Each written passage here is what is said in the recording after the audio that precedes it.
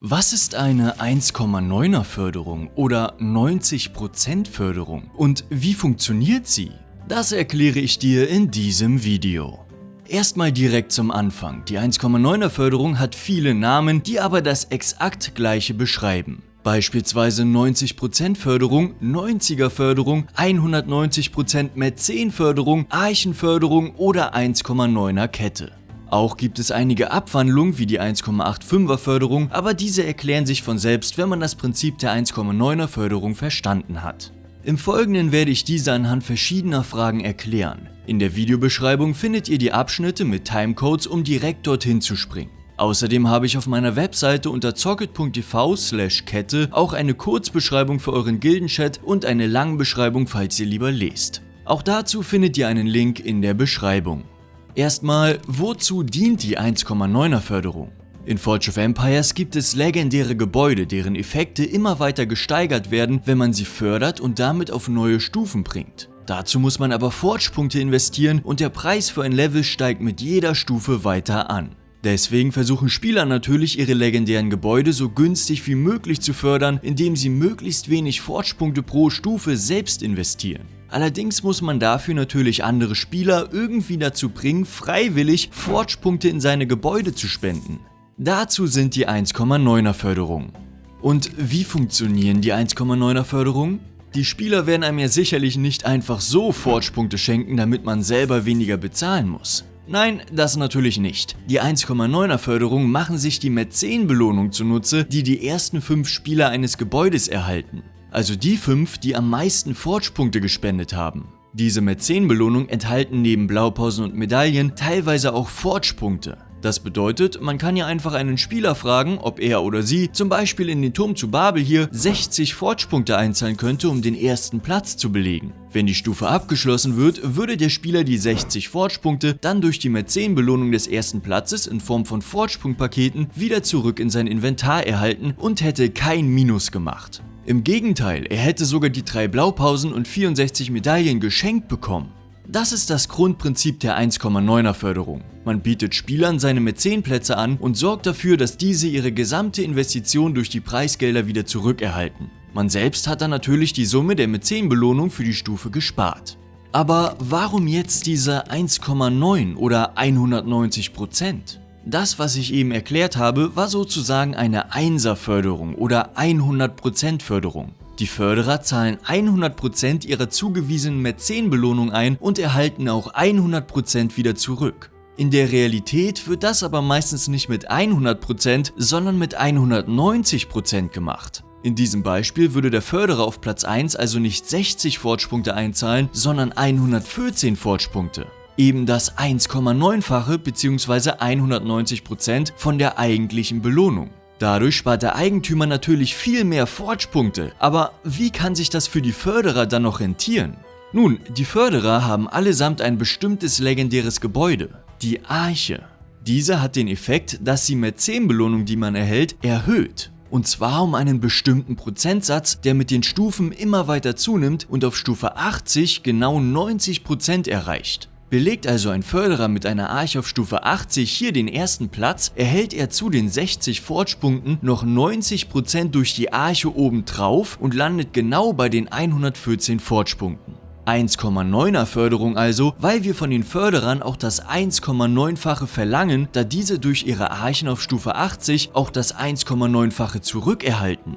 Und warum nicht 1,8 oder gleich das Doppelte? Das hängt mit der Entwicklung der Arche zusammen. Dazu erfahrt ihr mehr in dem Video oben rechts in der Infocard. Kurz gefasst, der Effekt der Arche bringt bis Stufe 80 jede Stufe 0,5% mehr. Ab Stufe 81 aber nur noch 0,1% pro Stufe. Die Kosten steigen aber weiter exponentiell. Ab Stufe 80 lohnt es sich also nicht mehr wirklich, die Arche noch weiter zu fördern, weil es einfach zu teuer wird. Deshalb haben sich die 1,9 eingebürgert. Was bedeuten die 1,85er Förderung? Ab und zu sieht man noch eine 1,85er Förderung oder sogar welche mit noch komplett anderen Verhältnissen. Das sind eigentlich nur Abwandlungen der 1,9er Förderung, um den Förderern etwas zu danken, indem man ihnen ein paar Prozent Nachlass gibt. Sie haben also zwar eine Arche mit 90% Boost, brauchen aber nur 85% einzahlen, wodurch sie ein paar Forge-Punkte Gewinn machen, sozusagen als zusätzliche Bezahlung für ihre Hilfe neben den Blaupausen und Medaillen. Okay, und wie finde ich jetzt Spieler mit einer 80er Arche, die bereit sind, mir beim Fördern meiner Gebäude zu helfen? Das ist eigentlich gar nicht so schwer. Ist man in einer Gilde mit schon etwas größeren Spielern, gibt es oft schon einen 1,9er Chat, wo man seine Gebäude posten kann. Der Name kann auch etwas variieren, wie im Intro bereits genannt wurde. Dort werden dann Gildenkollegen deine freien Plätze belegen.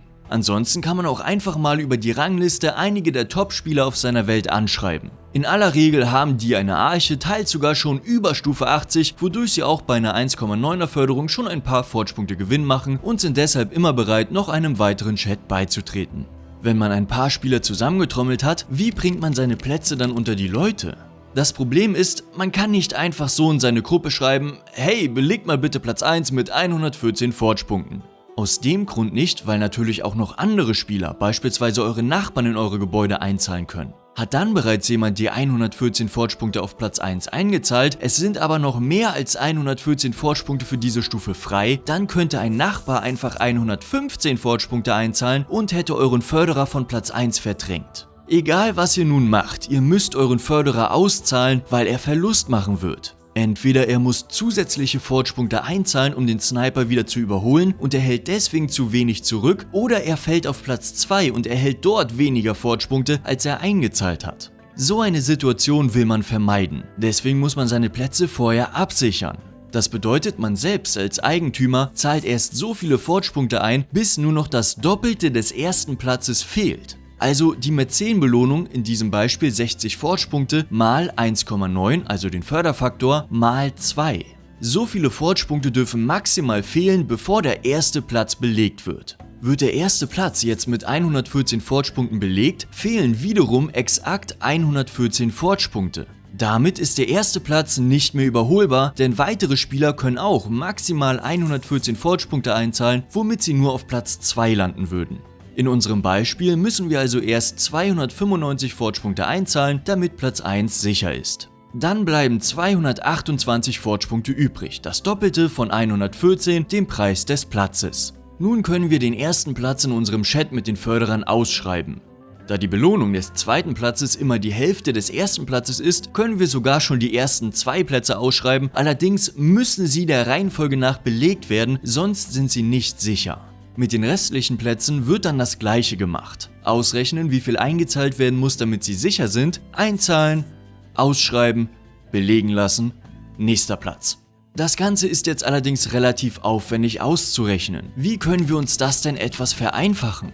Beispielsweise können wir einen der unzähligen Förderrechner benutzen. Links zu allen, die ich jetzt nenne, haue ich natürlich in die Videobeschreibung. Einer der beliebtesten bei Browserspielern ist der Eigenanteilsrechner des FOE-Helfers. Das ist ein Add-on, welches direkt anzeigt, wie viel man einzahlen muss und sogar mit einem Knopfdruck in die Zwischenablage die auszuschreibenden Plätze haut, sodass man sie nur noch in den Förderchat einfügen muss. Was dieses Add-on alles kann, zeige ich euch in einem anderen Video, welches ich euch oben rechts in der Infocard verlinkt habe. Eine Alternative, die auch für Mobile-Spieler zugänglich ist, ist beispielsweise der Förderrechner von Kraldron. Da dieser jedoch nicht die Daten eures Gebäudes automatisch auslesen kann, müsst ihr das Gebäude, dessen Level und eventuelle Einzahlungen, die von externen Spielern bereits gemacht wurden, manuell eingeben. Auch hier könnt ihr euren Spielernamen und die gewünschten Plätze angeben, die mit einem Klick in eure Zwischenablage geschrieben werden sollen, damit ihr sie im Förderchat nur noch einfügen braucht. Für Android-Geräte gibt es auch einige Apps, die diese Aufgabe übernehmen können. Ein paar davon, die vom Funktionsumfang her gut aussehen, habe ich euch auch unten verlinkt. Für iOS habe ich gerade mal 2 Apps gefunden, wovon eine etwas über 1 Euro kostet. Trotzdem habe ich euch beide unten verlinkt. Wie verhalte ich mich jetzt aber als Förderer, wenn ich mit einer 80er Arche in einen Förderchat eingeladen wurde oder wir einen gildeninternen 1,9er Chat haben? Das ist eigentlich recht schnell erklärt. Erstmal dürft ihr natürlich nur die ausgeschriebenen Plätze belegen und außerdem natürlich auch nur der Reihenfolge nach, wie vorhin bereits gesagt. Möchtet ihr einen Platz belegen, kopiert ihr einfach die gesamte letzte Nachricht und löscht nur den Platz, den ihr belegen wollt. Die restliche Nachricht postet ihr dann wieder, damit die Förderer nach euch wissen, welche Plätze noch frei sind. Dann belegt ihr den Platz, den ihr gelöscht habt. Ist der gewünschte Platz der letzte des legendären Bauwerks, löscht ihr die ganze Zeile. Belegt ihr alle noch verfügbaren Plätze, so schreibt ihr einfach beispielsweise ein X, damit klar wird, dass aktuell nichts mehr zu belegen ist. Wollt ihr eine Kurzfassung der Erklärung einer 1,9er Förderung für euren Gildenchat, könnt ihr auf zocket.tv/Kette diese mit nur einem Klick kopieren. Ansonsten habe ich dort auch nochmal eine längere Anleitung aufgeführt, wo sowohl die Sicht als Hilfesuchender als auch als Förderer erklärt wird und wie ihr in 1,9er Förderung vorgeht. Konnte ich euch mit diesem Video weiterhelfen, würde ich mich sehr über eine Bewertung freuen. Auch mit einem Abo oder einer kleinen Kanalmitgliedschaft würdet ihr mich sehr unterstützen. Die Links zu allen Social Media Accounts findet ihr auch in der Videobeschreibung. Dann erstmal danke für eure Aufmerksamkeit und bis zum nächsten Video. Ciao!